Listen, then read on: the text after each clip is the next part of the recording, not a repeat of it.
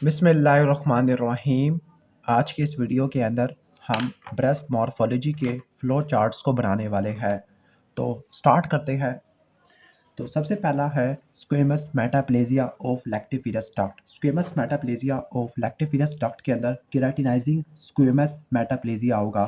Squamous epithelium का क्या होगा? मेटाप्लेजिया होगा। और इस मेटाप्लेजिया के अंदर जो स्क्वेमस एपिथेलियम है वो ग्लैंडुलर एपिथेलियम से रिप्लेस कर जाती है और ये एक्सटेंड करती है किसके अंदर? ये एक्सटेंड करती है निप्पल के डक्ट के अंदर। ओके, तो पहला कीवर्ड हमारा हो गया केराटिनाइजिंग स्क्वेमस एपिथेलियम। नंबर 2 आपने ये तैयार करना है कि इन स्क्वेमस सेल से केराटिन शेड होगा, केराटिन शेडिंग होगी। उस केराटिन शेडिंग की वजह से क्या होगा? ओके, तो उस केराटिन शेडिंग की वजह से हमारे डक्टल सिस्टम की ट्रैपिंग होगी, trapping and plugging of ductal system. तो ट्रैपिंग और प्लगिंग होगी किसकी? डक्टल सिस्टम की होगी और उसकी वजह से डायलेटेशन होगी या डायलेशन होगी और फाइनली रप्चर हो जाएगा डक्ट का। कौन सी डक्ट का? लैक्टिफिरस डक्ट का। ओके, क्योंकि इसका मेटाप्लेजिया हो रहा है। और नंबर 3 आपने क्या रट्टा मारना है? केराटिन स्पिल्स की वजह से क्रॉनिक ग्रैनुलोमेटस इन्फ्लेमेशन है। तो यहाँ पे लिख लेते हैं केराटिन स्पिल्स, यानी केराटिन किसी सराउंडिंग पेरिडक्टल टिश्यू में जाएगा तो उसकी वजह से क्या होगा? क्रॉनिक इंटेंस ग्रैनुलोमेटस इन्फ्लेमेशन होगी। क्रॉनिक इन्फ्लेमेशन के अंदर ही ग्रैनुलोमा आ जाता होता है। ओके, ठीक हो गया। और फिर अगर ये बार बार रिपीट होता है तो रिकरेंस की वजह से क्या होगा? उस रिकरेंस की वजह से सेकेंडरी बैक्टीरियल इन्फेक्शन हो जाएगा। रिकरेंस की वजह से सेकेंडरी एनारोबिक बैक्टीरिया का इन्फेक्शन हो जाएगा और उस इन्फेक्शन की वजह से क्या होगी? एक्यूट इन्फ्लेमेशन होगी। ओके, तो आपने एक्यूट की और क्रॉनिक इन्फ्लेमेशन के मैकेनिज्म को आपने समझ लिया होगा। तो यहाँ पे आके हम इसको रख देते हैं। नंबर 2 हमारा जो मॉर्फोलॉजी वाला जो डिजीज है वो है डक्ट एक्टेजिया। डक्ट एक्टेजिया, एक्टेजिया का मतलब है डायलेटेशन। डक्ट एक्टेजिया, तो डक्ट एक्टेजिया के अंदर आपने क्या क्या तैयार करना है? तो डक्ट एक्टेजिया मतलब डायलेटेड डक्ट होती है, तो उनके सिक्रीशंस देख लेते हैं। पहले हम इसका बना लेते हैं इस तरह से। ओके, तो क्या होगा कि जो डक्ट होगी वो एक्टेटिक, हम इस तरह लिख लेते हैं एक्टेटिक डायलेटेड डक्ट होगी। ये फिल होगी किससे? दो चीज़ों से फिल होगी। नंबर 1 इंसिपिटेड सिक्रेशन, जो कि रुक गई है, इंस्पिसेटेड सिक्रेशन होगी। नंबर 2 आपने याद रखना है लिपिड लेडन मैक्रोफेजेस। तो जो डक्ट होगी इन दो कॉन्स्टिट्यूएंट से फिल होगी। नंबर 1 डक्ट की फिलिंग देख लिया आपने। नंबर 2 डक्ट का रप्चर होगा, जिस तरह ऊपर आपने पढ़ा था। तो डक्ट के रप्चर की वजह से क्रॉनिक इन्फ्लेमेशन होगी। अब क्रॉनिक इन्फ्लेमेशन ग्रैनुलोमेटस इन्फ्लेमेशन होती है, वंस अगेन लिम्फोसाइट वगैरह होती है। ओके, तो हम लिख सकते हैं डक्ट के रप्चर की वजह से क्या होगा? यहाँ पर हम लिख लेते हैं। ओके, तो डक्ट के रप्चर की वजह से क्या होगा? क्रॉनिक इन्फ्लेमेशन होगी। अब उस क्रॉनिक इन्फ्लेमेशन को हम दो में डिवाइड करेंगे डिपेंडिंग अपॉन किस रीजन को इन्वॉल्व करता है। तो पहला जो रीजन होगा उसको बोलेंगे पेरीडक्टल और दूसरे को बोलेंगे हम इंटरस्टिशियल। ओके, ठीक हो गया। और वंस अगेन क्रॉनिक इन्फ्लेमेशन में आपको सेल्स देखने को मिलते हैं। तीसरा चीज़ आपने रट्टा मारनी है वो है ग्रानुलोमा। ओके, तो जो ग्रानुलोमा होगा वो दो चीज़ों के अराउंड बनेगा। नंबर 1 अराउंड द, हम अराउंड लिख लेते हैं। Number 1 cholesterol deposit. नंबर 2 आपने रट्टा मार लेना है सिक्रीशंस, इनके अराउंड बनेगा, क्योंकि लिपिड लेडन मैक्रोफेजेस वगैरह आपको देखने को मिलते हैं। लास्ट में फाइब्रोसिस की वजह से क्या होगा? फाइब्रोसिस की वजह से दो चीज़ें होगी। नंबर 1 इरेगुलर मैस बन जाएगा। नंबर 2 रिट्रैक्शन होती है। अब रिट्रैक्शन में मज़ीद दो चीज़ों की होती है। नंबर 1 स्किन की और नंबर 2 निप्पल की। तो हमने दूसरा क्लिनिकल भी फिनिश कर लिया है। अब हम तीसरा स्टार्ट करते हैं, तीसरी मॉर्फोलॉजी तैयार करते हैं, वो है फैट नेक्रोसिस की। अब फैट नेक्रोसिस के अंदर आपने क्या तैयार करना है? फैट नेक्रोसिस असल में ये कोई ट्रॉमेटिक इंजरी की वजह से होती है। ओके, तो इसके अंदर क्या क्या आपने चीज़ तैयार करनी है? तो हम इसको दो में डिवाइड कर देते हैं फैट नेक्रोसिस की मॉर्फोलॉजी को, जो हम तरीके से पढ़ते हुए आते हैं, ग्रॉस और दूसरा आएगा हमारा माइक्रोस्कोपिक। ग्रॉस में क्या होगा? ग्रॉस के अंदर आपने क्या पढ़ना है कि क्या क्या फीचर्स हो गए ग्रॉस के अंदर, जो इम्पोर्टेंट है, जो जिसको याद करने का आसानी हो वो हम लिखेंगे। ग्रे वाइट नोड्यूल्स होगा, और उन नोड्यूल्स के अंदर क्या होगा? चाकी वाइट, स्मॉल चाकी वाइट फोकाई। ओके, तो नोड्यूल्स और चाकी वाइट फोकाई, इनको आप तैयार कर लेना। अब हम आ जाते हैं माइक्रोस्कोपिक के अंदर। माइक्रोस्कोपिक में क्या होता है? माइक्रोस्कोपिक में सबसे पहला हमारा कीवर्ड होगा, वो होगा हैमरेज। अब हैमरेज के अंदर क्या क्या हो गया? हैमरेज के अंदर नंबर 1 सेंट्रल लिकोफैक्टिव फैट नेक्रोसिस होगी। सेंट्रल लिकोफैक्टिव फैट नेक्रोसिस होगी। नंबर 2 न्यूट्रोफिल्स, और इसके अलावा मैक्रोफेजिस भी हो गए। न्यूट्रोफिल्स और मैक्रोफेजिस भी हो गए। इसके बाद नेक्स्ट हमारा क्या होगा? ये तो हो गया। फिर इसके बाद लेटर, इनिशियली तो आपको ये देखने को मिलता है, फिर इसके बाद आपको क्या देखने को मिलेगा? ओके, तो इसके बाद क्या होगा कि फाइब्रोब्लास्ट वगैरह होते हैं और क्रॉनिक इन्फ्लेमेशन आना शुरू हो जाते हैं। तो तो आपको क्या क्या चीज़ें देखने को मिलेगी लेटर ऑन? आपको जाइंट सेल देखने को मिल सकते हैं, आपको कैल्सिफिकेशन देखने को मिलेगी, आपको फाइब्रोसिस देखने को मिलेगी, आपको हीमोसिट्रोसिस देखने को मिलेगी, हीमोसिट्रिन आपको देखने को मिलेगा। ओके, तो आपने इसको तैयार कर लेना है। ये हमारी लेटर होती है। ओके, लेटर कॉम्प्लिकेशन या लेटर मैनिफेस्टेशन वगैरह। तो यहाँ पे आके हमारा टॉपिक आगे फिनिश हो जाता होता है। तो यहाँ पे आके हमारे ये चीज़ कवर हो गया। इसके बाद हम नेक्स्ट हम जाते हैं बिनाइन एपिथेलियल लीजन्स की तरफ। ओके, तो इस टॉपिक पर आई थिंक इतना ही इनफ है। नेक्स्ट हम आ जाते हैं benign epithelial lesion. Benign epithelial lesion के अंदर वंस अगेन पहला है नॉन प्रोलिफरेटिव ब्रेस्ट डिजीज, जिसको फाइब्रोसिस्टिक चेंज कहते हैं या लंपी बम्पी ब्रेस्ट कहते हैं।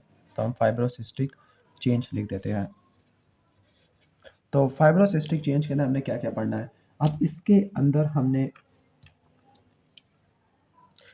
हमने क्या, मेनली वैसे 3 चीज़ें होती है, लेकिन इसके अलावा 2 चीज़ें भी एक्स्ट्रा आ जाती है। तो हम इसको 5 में डिवाइड कर देते हैं, फाइब्रोसिस्टिक चेंज या नॉन प्रोलिफरेटिव ब्रेस्ट डिजीज़ या लंपी बम्पी ब्रेस्ट।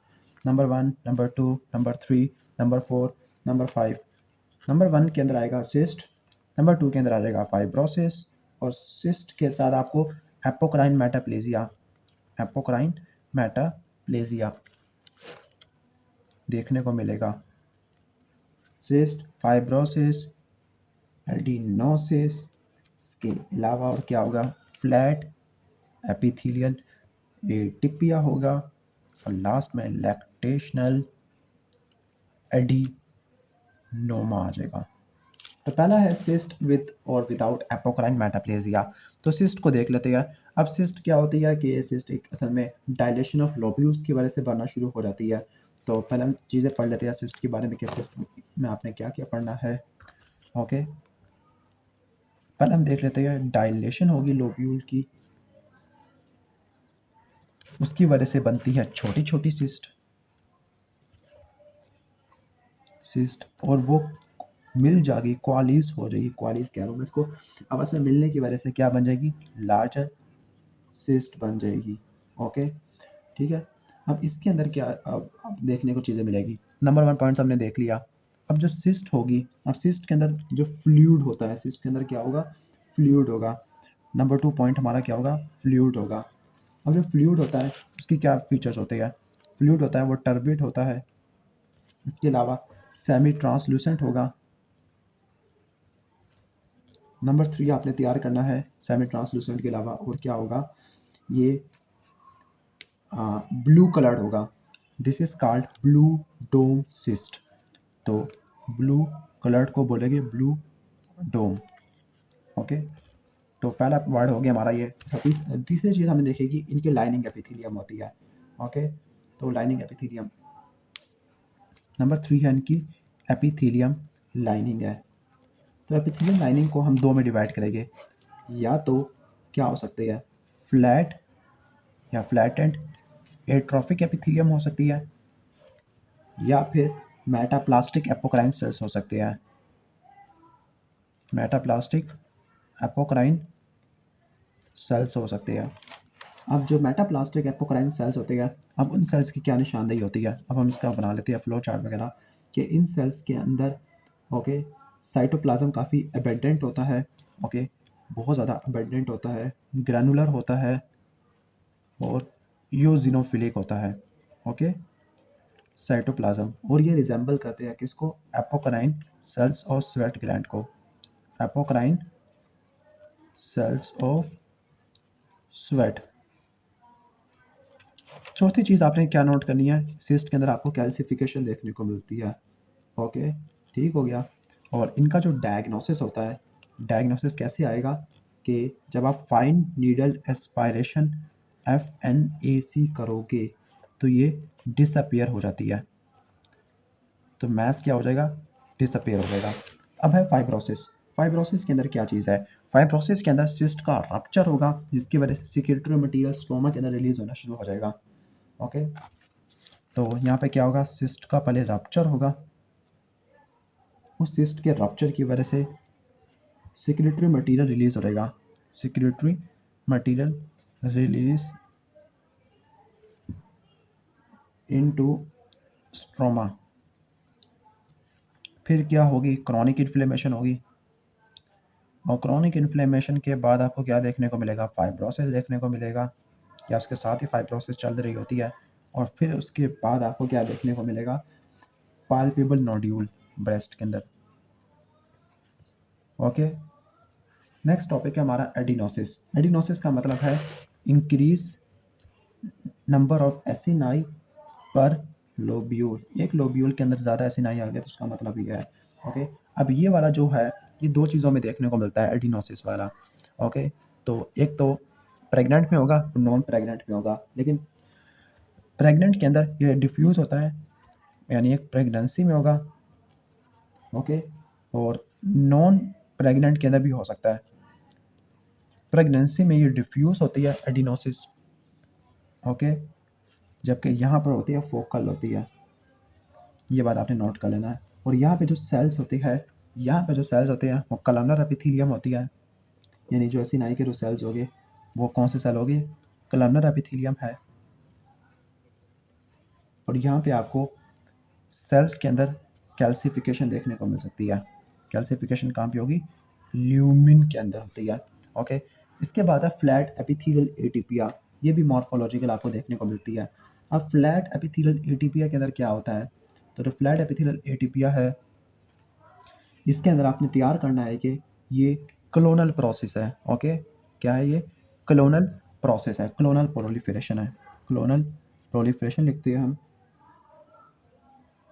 और इस क्लोनल प्रोलिफरेशन के अंदर क्या होगा, उस क्लोनल प्रोलिफरेशन के अंदर दो चीज़ें होगी। नंबर वन, एसिनाई जो कि डायलेटेड है।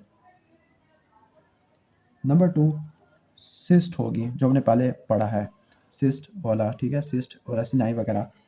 तो सिस्ट होगी, उनमें एपिथेलियल सेल्स होगी, और जो एपिथेलियल सेल्स होंगे उनके अंदर आपको साइटोलॉजिकल एटीपिया माइल्ड होगा, माइल्ड साइटोलॉजिकल एटीपिया होगा। ओके, ठीक हो गया। तो पहला तो ये चीज़ होगी। दूसरी चीज़ आपने तैयार करनी है कि यहाँ पर 16q की डिलीशन होती है। ओके, और ये जो होती है, ये जो लियन होती है, ये एसोसिएटेड होती है एटिपिकल हाइपरप्लेजिया के साथ। ओके, हम लिख सकते हैं atypical ductal hyperplasia, EDH, atypical lobular hyperplasia, इसके साथ एसोसिएटेड होती है। और ये अर्लीस्ट मॉर्फोलॉजिकल चेंज है, अर्लीस्ट मॉर्फोलॉजिकल चेंज जो आपको देखने को मिलती है। ओके, अब हम आ जाते हैं लैक्टेशनल एडिनोमा के अंदर। लैक्टेशनल एडिनोमा क्या होता है, नंबर वन, पाल्पेबल मैस बना देगा, किसके अंदर, प्रेग्नेंट और नॉन प्रेग्नेंट वुमेन के अंदर। तो हम यहाँ पे लिख सकते हैं कि ये पाल्पेबल मैस बनाता है किसके अंदर? ओके, ये होता है प्रेग्नेंट। और नंबर 2 आपने रट्टा मारना है लैक्टेटिंग। ओके, तो प्रेग्नेंट और लैक्टेटिंग वुमेन के अंदर होगा। अब इसके अंदर होता क्या है? ओके, तो ये असल में होता क्या है, ये असल में नॉर्मल ब्रेस्ट टिश्यू है, यानी ये नॉर्मल ब्रेस्ट टिश्यू नॉर्मल होगा जिसमें लैक्टेशनल चेंजेस है। नॉर्मल टिश्यू, ब्रेस्ट टिश्यू जिसमें लैक्टेशनल चेंजेस है। ओके, और ये असल में मिसनोमर है। मिसनोमर क्यों? क्योंकि ये न्यू प्लाज्म नहीं है, बल्कि ये एग्जैजरेटेड ओके लोकल रिस्पॉन्स होता है किसके? हार्मोन के। Local response to gestational hormone. तो यहाँ पे आके हमारा ये टॉपिक फिनिश हो जाता है। अब हम आ जाते हैं प्रोलिफरेटिव डिजीज विदाउट एटीपिया। अभी हमने प्रोलिफरेटिव नहीं बल्कि नॉन प्रोलिफरेटिव पढ़ा है। अब हम पढ़ने वाले हैं प्रोलिफरेटिव डिजीज विदाउट एटीपिया, फिर हम विद एटीपिया वगैरह पढ़ेंगे। ओके, तो पांचवा है विदाउट एटीपिया या टिपिकल वगैरह कह सकते हो आप। ओके, तो यहाँ पे भी मॉर्फोलॉजिकल पैटर्न्स आपको देखने को मिलते हैं। यहाँ पे जो मॉर्फोलॉजिकल पैटर्न्स आपको देखने को मिलते हैं उसमें एपिथेलियल हाइपरप्लेजिया, स्क्लेरोसिस एडिनोसिस, पैपिलोमा वगैरह ये सब चीज़ें आना शुरू हो जाती है। ओके, तो हम इसको लिख लेते हैं, पैटर्न्स में डिवाइड कर लेते हैं। यहाँ पे भी आपको 4 पैटर्न देखने को मिलेंगे। एपिथेलियल हाइपरप्लेजिया, नंबर 2 स्क्लेरोसिस एडिनोसिस होती है, फिर इसके बाद कॉम्प्लेक्स स्क्लेरोसिस लेयर है, और लास्ट में आ गया आपका पैपिलोमा आ जाएगा। पहला है एपिथेलियल हाइपरप्लेजिया। नॉर्मली ऐसा होता है कि ब्रेस्ट के डक्ट और लोब्यूल के अंदर 2 टाइप के सेल्स होते हैं। एपिथेलियल हाइपरप्लेजिया के अंदर क्या होगा? ओके, तो इसमें सेल्स का हाइपरप्लेजिया होगा। किनका? लुमिनल का जो कि एपिथेलियल है, और मायो एपिथेलियल का हाइपरप्लेजिया होगा। और उस हाइपरप्लेजिया की वजह से सेल्स क्या करेंगे? सेल्स फिल करेंगे डक्ट को और डिस्टेंड कर देंगे डक्ट को और लोब्यूल को, क्योंकि दोनों जगह पर मौजूद होते हैं। ओके, ठीक हो गया। तो ये चीज़ आपने इसमें नोट करनी है, बस इसमें कीवर्ड हमारा यही है। तो आपको इसकी वजह से क्या देखने को मिल सकते हैं? इर्रेगुलर ल्यूमिन देखने को मिल सकती है। इर्रेगुलर ल्यूमिन वो भी आपको पेरिफ्री में देखने को मिलते हैं। पेरिफ्री ऑफ सेलुलर मैस, जहाँ पे सेलुलर मैस है उसकी पेरिफ्री में आपको देखने को मिलती है।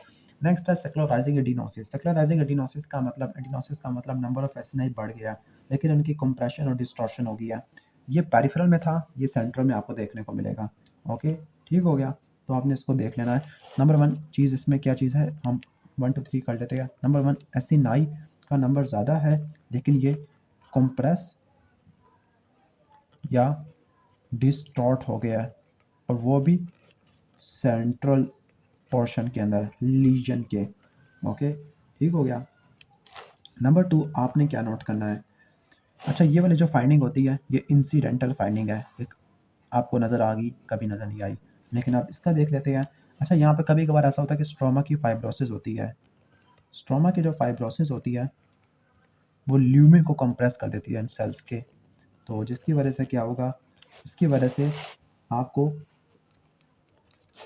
2 पैटर्न देखने को मिल सकते हैं, या तो सॉलिड कॉर्ड्स हो गए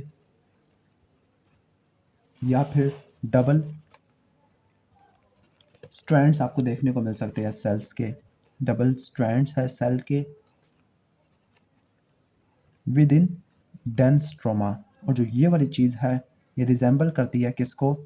ये इन्वेसिव कार्सिनोमा को रिजेंबल करती है। और ये वाला रेडियोलॉजी से या फिर कैल्सिफिकेशन से या फिर पाल्पेबल मैस से डायग्नोस होगा। इसके बाद कॉम्प्लेक्स स्क्लेरोसिस लेजन है। अब कॉम्प्लेक्स स्क्लेरोसिस लेजन के अंदर स्क्लेरोसिस एडिनोसिस भी होता है, पैपिलोमा भी होता है, हाइपरप्लेजिया भी होता है। तो हम लिख लेंगे ऑल 3 कंपोनेंट्स होती है। Okay, all 3 component. और इसका एक मेंबर है जिसको बोलते हैं रेडियल स्कार, या फिर इसको बोलते हैं रेडियल स्क्लेरोसिस लेजन। ओके। अब ये रेडियल सेक्युलराइजिंग लेजन होती है, ओके, इर्रेगुलर शेप होती है और ये रिजेंबल करती होती है, किस चीज़ को रिजेंबल करती है, ओके, ये रिजेंबल करती होती है इन्वेसिव कार्सिनोमा को, जिस तरह वो करता था, तो ये भी रिजेंबल करता है किसको, इन्वेसिव कार्सिनोमा को। चाहे आप मैमोग्राफी करें, चाहे आप डेंसिटी को देखें जो कि रेडियोलॉजिकल होती है, या फिर आप कैल्सिफिकेशन वगैरह को आप देखो, ठीक हो गया, इसको आपने देख लेना है। और ये इर्रेगुलर शेप का है, तो ये रेडियल स्कार क्या होता है, इर्रेगुलर शेप का होता है। इसमें होता क्या है, इसमें आपको ग्लैंड्स की इंट्रैक्टमेंट देखने को मिलती है हाइलाइज स्ट्रोमा के अंदर, और फिर आपको रेडिएटिंग प्रोजेक्शन देखने को मिल सकती है, ओके। तो नंबर वन क्या होगा, इसके दो पोर्शन करते हैं, सेंट्रल पोर्शन होगा, सेंट्रल के अंदर क्या होगा, सेंट्रल के अंदर क्या होगा, ग्लैंड्स इंट्रैप हो गए, इंट्रैप ग्लैंड्स है किसके अंदर, हाइलाइज्ड स्ट्रोमा के अंदर। नंबर टू आपको प्रोजेक्शन देखने को मिलेगी, ओके, रेडिएटिंग प्रोजेक्शन किसके अंदर, वंस अगेन स्ट्रोमा के अंदर होती है, ओके। अब once again radial scar misnomer है, क्योंकि ट्रॉमा या सर्जरी की वजह से ये नहीं होता। अब लास्ट टॉपिक है यहाँ का इसका, पैपिलोमा। तो जो पैपिलोमा होते हैं, पैपिलोमा में क्या क्या चीज़ें होगी पैपिलोमा में मल्टीपल ब्रांचिंग फाइब्रोवास्कुलर कोर होगा, ओके। तो पैपिलोमा की तरफ चलते हैं। तो पैपिलोमा में क्या होगा, तो पैपिलोमा क्या होता है, पैपिलोमा के अंदर multiple branching branching fibrovascular core होगा, ओके। और उस मल्टीपल ब्रांचिंग फाइब्रोवास्कुलर कोर के अंदर क्या देखने को मिलेंगे, इसमें आपको क्या देखने को मिलेगा, इसमें आपको दो चीज़ें देखने को मिल सकती है, वंस अगेन एपिथेलियल हाइपोप्लेजिया, और इसके अलावा आपको एपोक्राइन मेटाप्लेजिया, ये दो चीज़ें आपको देखने को मिल सकती है। अब पैपिलोमा को दो में डिवाइड करते हैं, पैपिलोमा को एक होता है लार्ज डक्ट और दूसरा होता है स्मॉल डक्ट।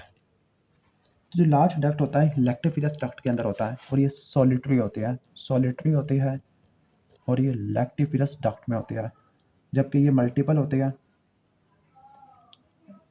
और ये डीपर होते हैं, डीपर डक्ट में होते हैं, ओके। अब ये वाला जो होता है, जो पैपिलोमा होते हैं, निपल डिस्चार्ज प्रोड्यूस करते हैं, सीरस डिस्चार्ज या ब्लडी डिस्चार्ज हो सकती है, ओके। तो हम इसको दो में डिवाइड कर देते हैं, ओके। तो पैपिलोमा की डिस्चार्ज मैं यहाँ पे एक्सप्लेन करता हूँ। तो पैपिलोमा की डिस्चार्ज दो होती है, ब्लडी, सीरस। जो ब्लडी डिस्चार्ज होती है, ओके, तो जो ब्लडी डिस्चार्ज होती है ये टॉर्शन की वजह से होती है, किसकी वजह से होती है, टॉर्शन ऑफ स्टार्क की वजह से होती है, और इस टॉर्शन ऑफ स्टार्क की वजह से इन्फेक्शन हो सकता है। जबकि ये वाला इंटरमिटेंट ब्लॉकेट की वजह से हो सकता है, या फिर नॉर्मल ब्रेस्ट सिक्रेशन के रिलीज की वजह से हो सकता है, release of normal breast secretion, या फिर डक्ट के इरिटेशन की वजह से हो सकता है, ओके, ठीक हो गया। तो जो स्मॉल डक्ट पैपिलोमा होते हैं ये पाल्पेबल मैस डेंसिटी या क्लासिफिकेशन वगैरह बना लेते हैं मैमोग्राफ पर, तो उसको छोड़ देती हैं। तो यहाँ पे आके टॉपिक भी फिनिश हो गया है। इसके बाद हमारा है प्रोलिफरेटिव डिजीज़ विद एटिपिया। तो यहाँ पर हम लिख लेते हैं कौन सा क्लिनिकल है, 6th क्लिनिकल है एटिपिया। अब इसको मज़ीद हमने दो में डिवाइड करना है, ओके।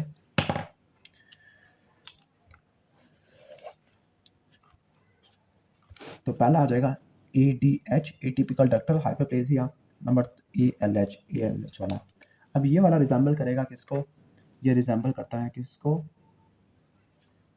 DCIS को, वो रिजेंबल करेगा LCIS को, ductal carcinoma in situ, lobular carcinoma in situ का, ओके, ठीक हो गया। लेकिन इनमें क्यों कुछ डिफरेंस आपको देखने को मिलेगा, ओके। अब डिफरेंस क्या होता है कि ये वाला पार्शियली फिल करता है डक्ट को, ओके, जबकि ये वाला less than 50% acini with in lobule को फिल करेगा, ओके, ठीक हो गया। तो यहाँ पे ये नोट कर लेना है। अच्छा, यहाँ पे एक और भी चीज़ नोट कर लो कि यहाँ पे मोनोमॉर्फिक सेल्स होते हैं। मोनोमॉर्फिक का मतलब सिमिलर सेल्स होते हैं। मोनोमॉर्फिक प्रोलिफरेशन होती है किनकी? रेगुलरली स्पेस्ड सेल्स की। मैं रेगुलरली लिख लेता हूँ, सेल्स की, जो कि क्रिब्रिफॉर्म स्पेसिस बनाते हैं। Cribriform spaces. यहाँ पे आके ये टॉपिक भी फिनिश हो गया है। अब हम चलते हैं कैंसर वाले टॉपिक के अंदर। तो पहला है हमारा डक्टल कार्सिनोमा इन साइटू, फिर हमने पढ़ना है लोबुलर कार्सिनोमा इन साइटू वगैरह। ओके, तो सातवां बल्कि DCIS। अच्छा, मैं जो मॉर्फोलॉजी के लिए यूज़ करूँ वो बिग रोबिन, तो आपने भी बिग रोबिन यूज़ कर लेना। ओके, तो स्टार्ट करते हैं डक्टल कार्सिनोमा इन साइटो को। ओके, तो डक्टल कार्सिनोमा इन साइटो का इसके बहुत सारे आर्किटेक्चुरल पैटर्न होते हैं डिपेंडिंग अपॉन न्यूक्लियर ग्रेडिंग और प्रेजेंस और एक्सटेंट ऑफ नेक्रोसिस होता है। ओके, ठीक हो गया। तो हम इसको दो में डिवाइड करेंगे डक्टल कार्सिनोमा इन साइटो को। तो इसके जो आर्किटेक्चर होता है वो दो चीज़ों पर डिपेंड करता है। नंबर वन, कि न्यूक्लियर ग्रेड क्या है, एन से रट्टा मार सकते हो। नेक्रोसिस, नेक्रोसिस की प्रेजेंस और या इसकी एक्सटेंट होती है, तो उसको दो में डिवाइड करते हैं मेनली। ओके, एक कोमिडो और इसके बाद नॉन कोमिडो, और एक और डिजीज़ आएगा जिसका नाम है पेजर डिजीज़। तो पेजर डिजीज़ लिख लेते हैं हम, कोमिडो और नॉन कोमिडो। अब कोमिडो के अंदर क्या होगा? कोमिडो के अंदर आपने क्या रट्टा मारना है? कोमिडो में दो फीचर्स आपने रट्टा मार लेने हैं। नंबर वन, ट्यूमर में क्या होगा? Pleomorphic high grade nucleus, high grade nucleus होगा। नंबर टू, सेंट्रल नेक्रोसिस होगी। अब नॉन कोमिडो के अंदर क्या क्या चीज़ें हैं? नॉन कोमिडो के अंदर नंबर वन, क्रिब्री फॉर्म आ जाएगा। अब जो क्रिब्री फॉर्म है, क्रिब्री फॉर्म के अंदर क्या क्या चीज़ें होती है? क्रिब्री फॉर्म के अंदर ये रट्टा मार लेना कि यहाँ पर राउंड होता है, राउंड या cookie cutter, cookie cutter spaces होती है, और ये स्पेसेस फील्ड होती है। Sorry for interruption. अच्छा, ये स्पेसेस फिल होती है कैल्सिफाइड सिक्रेशन से। ओके, इसको आप देख लेना। नेक्स्ट है माइक्रोपैपिलरी। माइक्रोपैपिलरी में क्या होगा? माइक्रोपैपिलरी के अंदर आपने रट्टा मार लेना है कि यहाँ पे कॉम्प्लेक्स बल्बस प्रोट्रियन है, कॉम्प्लेक्स बल्बस प्रोट्रियन है, लेकिन फाइब्रोवास्कुलर कोर नहीं होगा यहाँ पर। ओके, कॉम्प्लेक्स बल्बस प्रोट्रियन है, लेकिन कोई फाइब्रोवास्कुलर कोर नहीं होगा, जो आपको पेपिलोमा में देखने को मिलता है। ओके, इसके बाद तीसरा है हमारा पेपिलरी। पेपिलरी में क्या होगा? पेपिलरी में फाइब्रोवास्कुलर कोर होगा, लेकिन मायोएपिथेलियल सेल लेयर नहीं होगी। Know micro मायोएपिथेलियल। ओके, ठीक हो गया। तो ये और चीज़ें देखने को मिल सकती है। बाकी हर एक टाइप के अंदर, इन सब के अंदर क्या हो सकता है? वेरिंग डिग्री ऑफ नेक्रोसिस हो सकती है, और कैल्सिफिकेशन वगैरह भी हो सकती है। ओके, जो कि सिक्रेशन या नेक्रोसिस वगैरह की वजह से होती है। अब हमने पढ़ना है पेजर डिजीज़। तो पेजर डिजीज़ को हम यहाँ से कवर करते हैं। तो जो पेजर डिजीज़ है उसका हमने क्या पढ़ना है? ओके, तो जो पेजर डिजीज़ होता क्या है असल में? तो जो पेजर डिजीज़ है इसका जो डिफरेंशियल डायग्नोसिस है वो है एक्जिमा। एक्जिमा का आप रट्टा मार लेना। तो यहाँ पे होगा क्या? इसका फ्लो चार्ट बना लेते हैं हम। तो जो मलिग्नेंट सेल है, जिनको बोलेंगे पेजर सेल कहते हैं। ओके, तो ये DCIS से एक्सटेंड करेंगे। ओके, तो ये लैक्टिफिलस डक्ट में आएंगे। लैक्टिफिलस डक्ट से होते हुए निप्पल की स्किन में आ जाएंगे, निप्पल की स्किन में, लेकिन बेसमेंट मेम्ब्रेन को क्रॉस नहीं करेंगे। नो बेसमेंट मेम्ब्रेन क्रॉसिंग होती है। ठीक हो गया। अब इसकी वजह से क्या होगा? ये जो ट्यूमर सेल है ये क्या करेंगे? ये डिसरप्ट कर देंगे, खराब कर देंगे किस चीज़ को? नॉर्मल एपिथेलियल बैरियर को, नॉर्मल एपिथेलियल बैरियर को, जिसकी वजह से ECF सीप आउट हो जाएगा on to nipple surface, on to nipple surface. ठीक हो गया, तो ये आ जाएगा। और उसकी वजह से क्या क्लिनिकल फाइंडिंग आएगी। क्लिनिकल फाइंडिंग में क्या होगा, यूनिलैटरल एरिथेमेटस इरप्शन होगा प्लस स्केल क्रस्ट होगा। नंबर 3 प्रूराइटस होगा। इनकी डायग्नोसिस कैसे होती है? डायग्नोसिस करने के लिए आप क्या करते हैं, डायग्नोसिस के लिए आप नीडल बायोप्सी करते हैं, बायोप्सी लिख लेते हैं और साइटोलॉजी देख लेते हैं आप। ओके, ठीक हो गया। अब ये जो कैंसर होते हैं डक्टल कार्सिनोमा साइटो वाला, ये जो कैंसर होता है ये ER नेगेटिव होता है, HER2 पॉजिटिव होता है। ओके, ठीक हो गया। और यहाँ पे पाल्पेबल मास वगैरह कहते हैं कि इतने वुमेन में होता है, उसको छोड़ देते हैं। तो यह तो हो गया हमारा डक्टल कार्सिनोमा इन साइटो वाला। ओके, इसके बाद हम देख लेते हैं, अच्छा इसका जो प्रोग्नोसिस होता है वो कैंसर पे डिपेंड करता है, पेजर डिजीज पे प्रोग्नोसिस डिपेंड नहीं करता। इसके बाद लोबुलर कार्सिनोमा इन साइटो है, बस खत्म होने वाला है। तो लोबुलर कार्सिनोमा इन साइटो के अंदर आपने क्या क्या चीज़ करनी है। ओके ओके, अच्छा हम इसको दो में डिवाइड कर देते हैं, एक में हम इसके फीचर्स वगैरह देख लेते हैं और एक में डिफरेंसेस देख लेते हैं इसके, किससे, फ्रॉम DCIS से। ओके, तो DCIS और LCIS में क्या फ़र्क है। नंबर 1, इसमें कोई पेजर डिजीज़ नहीं होता। नंबर 2, इसमें कोई नेक्रोसिस भी नहीं होता। नंबर 3, कोई सिक्रेटरी एक्टिविटी भी नहीं होती। नंबर 4, कोई कैल्सिफिकेशन भी नहीं होती। नंबर 5, ये HER2 नेगेटिव होते हैं, ER और PR पॉजिटिव होते हैं। इसके अलावा इनके पास पेजिटॉइड सेपरेट होती है। ओके, पेजिटॉइड सेपरेट है। पेजिटॉइड सेपरेट का मतलब है ये जो सेल्स होते हैं, सेल्स होते हैं, अच्छा ये सारे फीचर्स हैं, 1 2 3 4 5 6 7। सेपरेट का मतलब है कि जो न्यू प्लास्टिक सेल्स होते हैं वो दो चीज़ों के दरमियान में होती है, एक तो बेसमेंट मेम्ब्रेन हो गया और दूसरा लूमिनल सेल्स हो गया, इनके दरमियान में होती है। ठीक हो गया। इसके बाद यानी पेजर डिजीज नहीं है, इसका मतलब निपस को इन्वॉल्व नहीं करेगा। इसके बाद हम आगे देख लेते हैं कि इसमें चीज़ें क्या है। तो इसमें यूनिफॉर्म सेल्स की पॉपुलेशन होती है, इसको रट्टा मार लो। इसमें क्या क्या होगा, ओवल या राउंड न्यूक्लियस होगा, न्यूक्लाई होगा और स्मॉल न्यूक्लियोलाई होगा। आपको म्यूसिन पॉजिटिव सिग्नट सेल भी देखने को मिल सकते हैं, सिग्नट सेल्स भी देखने को मिल सकते हैं। तीसरी चीज़ रट्टा मारनी है कि इसके अंदर ई कैडारी नहीं होता। ई कैडारी नहीं होता तो इसकी वजह से क्या होता है, राउंड शेप होगी और कोई अटैचमेंट नहीं होगी, no attachment to adjacent cells. Okay, तो यहाँ पे आके हमारा टॉपिक फिनिश हो गया। अब मॉर्फोलॉजी रह गई है, हाँ, डक्टल कार्सिनोमा वगैरह इनकी रह गई है। तो जो इन्वेसिव कैंसर होता है उसको दो में डिवाइड करते हैं, डक्टल और स्पेशल हिस्टोलॉजिकल वाला। ओके, तो डक्टल हम करने वाले हैं, नोवा है डक्टल कैंसर जो कि इन्वेसिव है। अब इनकी मज़ीद स्पेशल हिस्टोलॉजिकल टाइप वगैरह इनकी नहीं होती। ओके, तो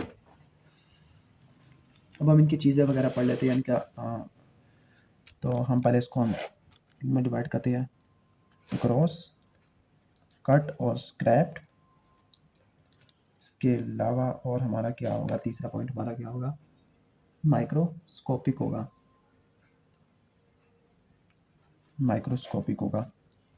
फिर हम इसकी इन्वेजन वगैरह पढ़ेंगे और फिर हम इसके ग्रेडिंग वगैरह पढ़ेंगे। अच्छा, जो ये वाले होते हैं इनमें ये जो कैंसर होता है, पहली बात की 2 से लेकर 3 सेंटीमीटर का होता है। तो पहली बात की कैल्सिफिकेशन होगी जो कि मैमोग्राफी पे नज़र आएगी। पहला पॉइंट आपने ये रट्टा मारना है। जो मैमोग्राफिक फाइंडिंग या ग्रोस अपीयरेंस होती है ये स्ट्रोमल रिएक्शन पर आके डिपेंड करती है, यानी स्ट्रोमा का जो रिएक्शन है इसकी वजह से मैमोग्राफी फाइंडिंग और ग्रोस अपीयरेंस होती है। अब इसके दो मेन होती है। ओके, तो जो मोस्ट कॉमन है हम इसको 2 में डिवाइड करते हैं। मोस्ट कॉमन है, उसमें क्या क्या है, 2 से लेकर 3 सेंटीमीटर होता है most common. Hard irregular, radio dense mass बनाएगा, डेंस मैस बनाएगा। इसके अलावा डेस्मोप्लास्टिक स्ट्रोमल रिएक्शन होगा, डेस्मोप्लास्टिक स्ट्रोमल रिएक्शन होगा। जब हम कट करते हैं तो कट करने पे क्या प्रोड्यूस होगा, कट करने पे आपकी ग्रेटिंग साउंड प्रोड्यूस होगी, जिस तरह कोई चीज़ नट वगैरह को काटते हैं। अब इसकी वजूहत क्या होती है, इसकी वजूहत ये होती है कि या तो small central pin point foci है, या फिर स्ट्रीक्स है किसकी, स्ट्रोमा की। ओके, और हम यहाँ पे लिख सकते हैं चाकी वाइट डेस्मोप्लास्टिक स्ट्रोमा है, डेस्मोप्लास्टिक स्ट्रोमा है, और फोकाई ऑफ कैल्सिफिकेशन किया है। कभी कभार ये जो ट्यूमर्स होते हैं ये वेल सर्कमस्क्राइब मैस बनाना शुरू कर देते हैं। वेल सर्कमस्क्राइब मैस के अंदर क्या होगा, शीट्स होगी ट्यूमर की, लेकिन स्ट्रोमल रिएक्शन कम होगा, यानी स्ट्रोमा स्कैंटी होगा, स्कैंटी होगा। ओके, तो ये आपने नोट कर लेना है, स्कैंटी स्ट्रोमा हमने लिख लिया है। अब ये जो कि इन्वेसिव कैंसर है तो हम इसकी इन्वेजन और मेटास्टेसिस वगैरह पढ़ लेते हैं। तो ये क्या कर सकता है, ये डर्मिस को इन्वेट कर सकता है, या फिर चेस्ट वाल वगैरह को। तो हम पहले लिख लेते हैं कि ये पेक्टोरालिस मसल को इन्वेट करेगा, या फिर ये डर्मिस को करेगा, या फिर ये ब्रेस्ट के सेंट्रल पोर्शन को इन्वॉल्व करेगा। पेक्टोरालिस को करेगा तो फिक्सेशन हो जाएगी टू चेस्ट वाल, डर्मिस को करेगा तो स्किन रिट्रैक्शन होगी, जिसको डिम्पलिंग वगैरह कहते हैं, और इस केस में निप्पल रिट्रैक्शन होती है। अब इसके बाद मेटास्टेसिस वगैरह पढ़ लेते हैं, मेटास्टेसिस वगैरह। तो मेटास्टेसिस की हेडिंग हम दे देते हैं मेटास्टेसिस। तो मेटास्टेसिस के अंदर आपने क्या पढ़ना है कि मेटास्टेसिस एक्सिलरी लिम्फ नोड में होती है, लेकिन ये बहुत ज़्यादा रेयर होता है। ओके, तो कभी कभार ऐसा होता है कि cancer metastasis of lymph node की तरफ चला गया है, या किसी दूसरी साइड पर, इससे पहले कि ब्रेस्ट के अंदर हो गया, तो एक्सिलरी लिम्फ नोड में चला गया है। अब इसकी क्या वजूहत होती है, इस केस में क्या हो सकता है, या तो प्राइमरी कैंसर काफ़ी स्मॉल था, या वो ऑब्सक्योर्ड हो गया है डेंस ब्रेस्ट टिश्यू से, या फिर उसमें डेस्मोप्लेजिया प्रोड्यूस ही नहीं हुआ। तब इस केस में आपने डायग्नोसिस कैसे करना है, अब इस केस में डायग्नोसिस आप करोगे, इमेजिंग टेक्निक यूज़ करोगे, इमेजिंग। और इमेजिंग में हम 2 यूज़ करते हैं, अल्ट्रासाउंड और MRI। अब लास्ट में हमारा आते हैं इनकी ग्रेडिंग वगैरह। तो ग्रेडिंग के लिए हम क्या यूज़ करते हैं, Nottingham histological grading, histological score, या इसको स्कार्फ रिचर्ड ब्लूमसन ग्रेडिंग वगैरह भी कहते हैं। अब इसके अंदर क्या होता है, अब यहाँ पर जो ग्रेडिंग होती है वो 3 चीज़ों पर डिपेंड करती है। ओके, नंबर 1 होता है, TNM से रट्टा मार सकते हो आप। नंबर 1 ट्यूब्यूल फॉर्मेशन, N से न्यूक्लियर प्लियोमॉर्फिज्म, और M से क्या होगा, माइटोटिक रेट होगा। अब इसका 3 ग्रेड बनाते हैं, ग्रेड 1, 2 और ग्रेड 3 होगा। ग्रेड 1 को वेल डिफरेंशिएटेड कहते हैं,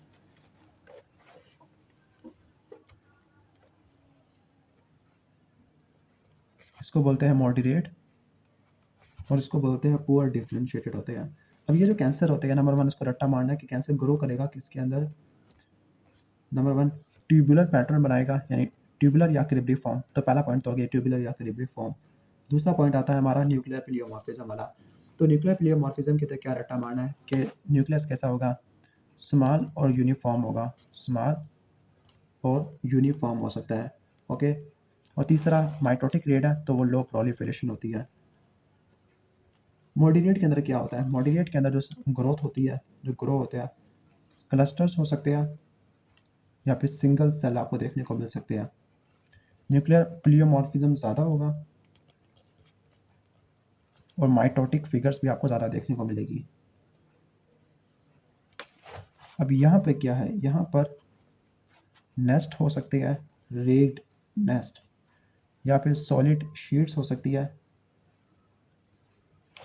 और जो न्यूक्लियस है वो इरेगुलर हो सकते हैं और इनलार्ज हो सकते हैं। और लास्ट में आपको क्या देखने को मिलेगा? हाई प्रोलिफरेशन रेट है और इंक्रीज नेक्रोसिस। तो यहाँ पे आके ये टॉपिक फिनिश हो जाता है। नेक्स्ट है हमारा डक्टल कार्सिनोमा, सॉरी, अब है हिस्टोलॉजिकल टाइप या स्पेशल हिस्टोलॉजिकल टाइप, बस ये लास्ट है, special histological type.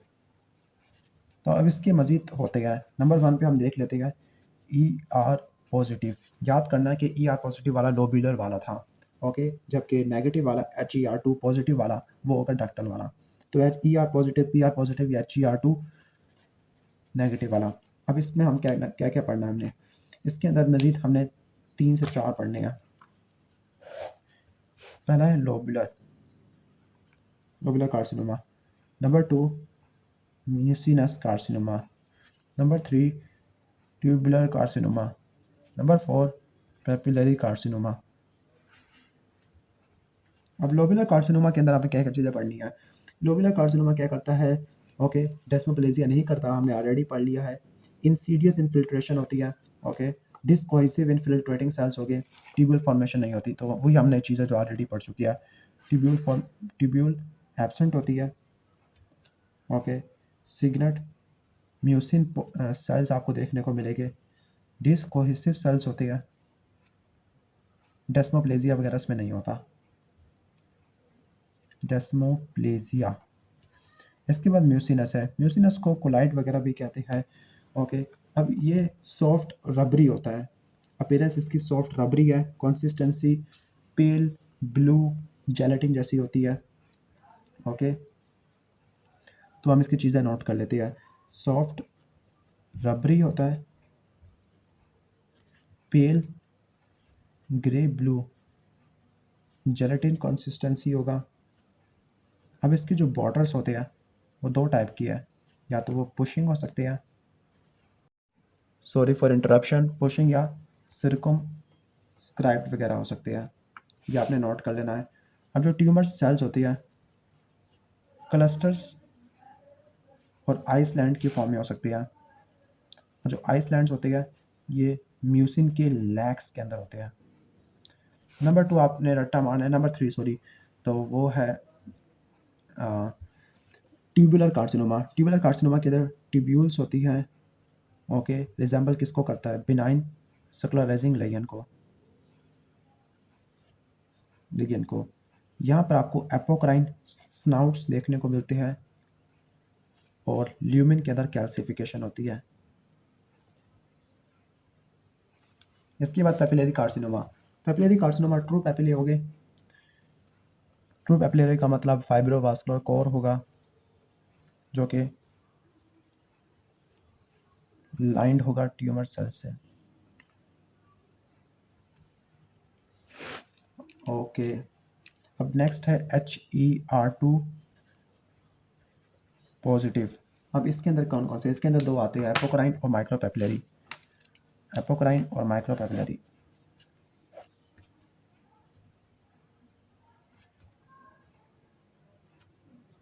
Okay, apocrine के अंदर सेल्स रिजेंबल करते हैं किसको? स्वेट ग्लैंड को।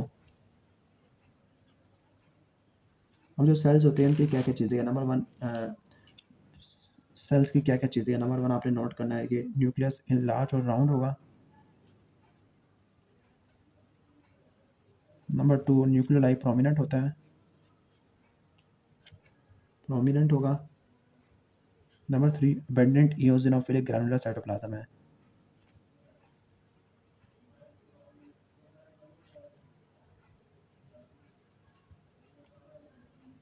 साइटोप्लाज्म है, ये आपने नोट कर लेना है।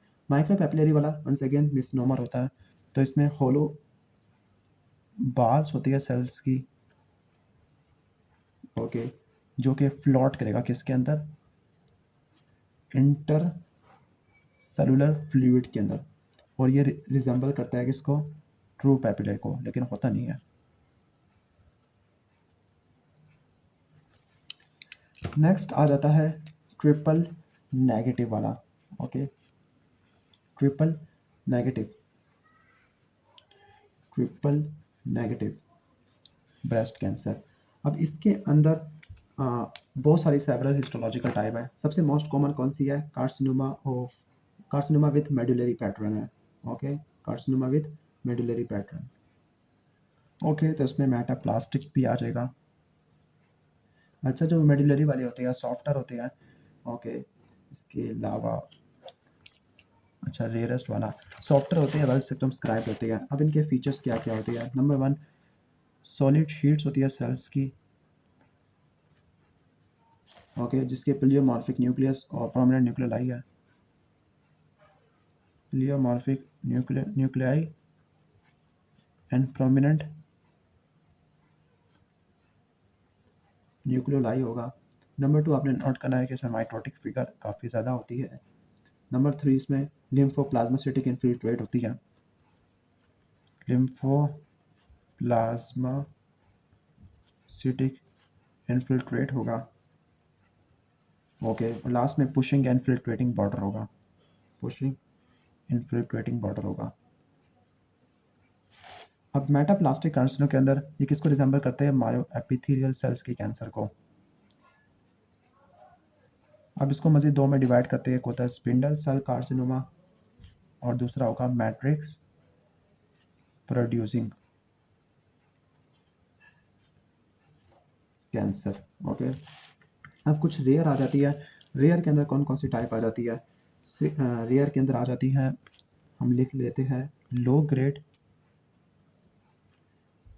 एडिनोस्क्वेमस, इसके अलावा एडिनोइड सिस्टिक